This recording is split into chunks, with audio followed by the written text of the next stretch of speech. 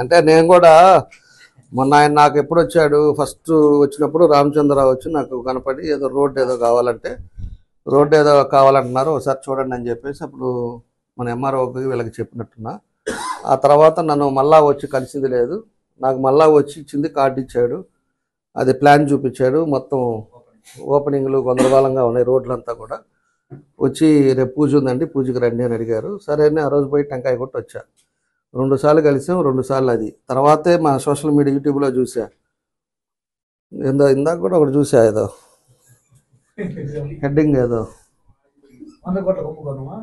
100 కోట్లు కాదు, ఏదో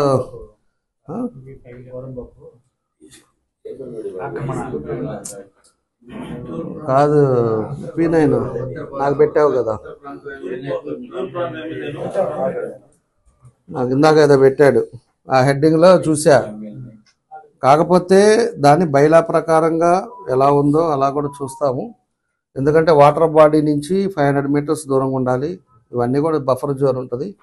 ఆ తర్వాత ఏమన్నా ఎన్ఎస్బి కాలువలు ఏమన్నా పోయినాయా ఏంటి అనేది కూడా, అవి కూడా అన్నీ వస్తాయి. ఎందుకంటే ఒకటి, నేను ఎవరైనా లేఅవుట్ వేసేవాళ్ళు, లేఅవుట్ తీసుకునేవాళ్ళు ఖచ్చితంగా కన్వర్షన్ చేసుకోవాలి, కన్వర్షన్ చేంజ్ ఆఫ్ ల్యాండ్ చేసుకోవాలి.